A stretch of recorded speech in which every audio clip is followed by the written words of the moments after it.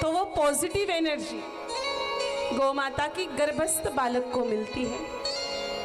और तीसरा काम, रात्रि को सोते समय गौ माता का दूध पी करके सोए गर्भवती नारी।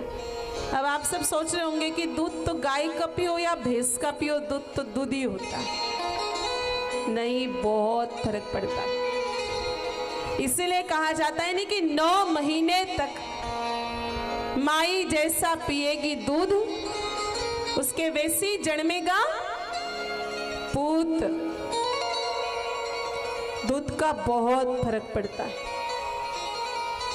एक बात बताइए, आप लोग दाल रोटी खाते हो और कभी कभी दाल बाटी भी खाते होंगे।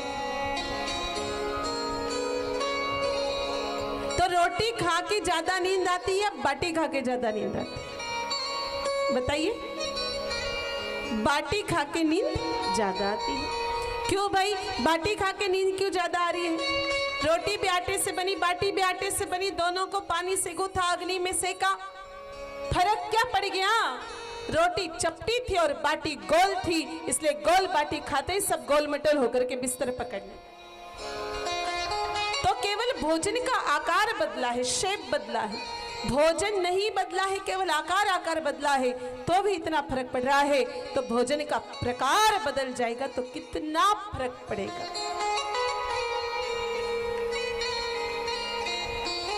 और देखिए, और हमारे देश के विभिन्न हिस्सों में एक कॉमन गाली भी चलती है। भाषा बदल सकते लेकिन गाली कॉमन है।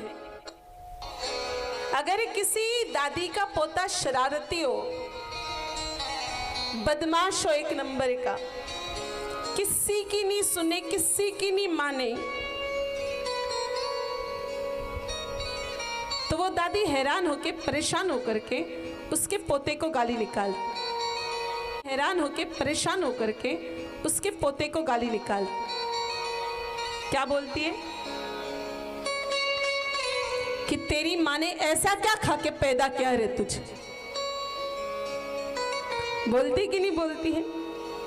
मतलब माँ अगर 9 महीने तक गैया मैया का दूध पिएगी तो बालक बिल्कुल बांसुरी वाले कृष्ण कन्हैया की तरह पैदा होगा। और माँ अगर 9 महीने तक भैंसों का दूध पी रही है तो बच्चा बिल्कुल 100% भैंस की पाड़ी की तरह पैदा। और देखो, भैंस का बच्चा कभी किसी की नहीं सुनता है, कभी नहीं सुनता। आप रास्ते से जा रहे हो, आगे गौ माता, बेल भगवान, भैंस और पाड़ा चल रहा हो, पीछे से हॉर्न बजाओ, गाय माता और बेल भगवान तो एक साइड चल जाते और भैंस और पाड़ा बीच के बीच खड़ा रहता है, किसी के बाप के नहीं सुनता। तो भैंस का दूध पी करके आपकी बच्ची भी आपकी नहीं सुने, इसमें कोई बहुत बड़ी बात नहीं है। और गर्भावस्था में नारी को तो गौ माता का ही दूध पिलाना चाहिए। ये हो गई आध्यात्मिक बात, लेकिन मैं आज की तारीख की वास्तविक स्थिति समझाती हूँ। गर्भावस्था में जब माता और बहनों को भैंसों का दूध पिलाया जाता है, गाय माता के दूध से खून बढ़ता है, हीमोग्लोबिन बढ़ता है, और भैंसों का दूध पी करके बढ़ता ही बैड फैट और कोलेस्ट्रॉल। ऐसी स्थिति में उस स्त्री का हीमोग्लोबिन डाउन हो जाता है। आना चाहिए 12 से 14, आता है 7, 8, 6। डॉक्टर कहता है बच्चा गिर जाएगा, तुम्हें टॉनिक पीना पड़ेगा। और फिर जो डॉक्टर टॉनिक पकड़ाता है, डेक्सोरेंज और आर्बिटोन नाम के सिरप पकड़ाता है, और इसमें 101% गाय माता के खून का ही प्रयोग किया जाता है।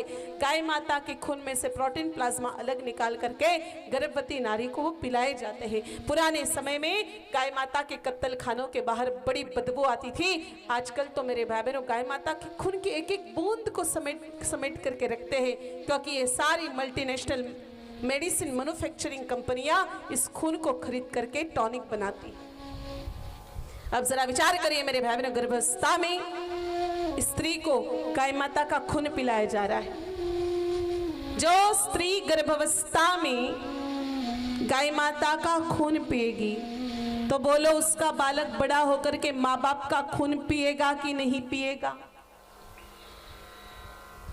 इसीलिए गर्भावस्था में देसी गौ माता जी का ही दूध पिलाना है।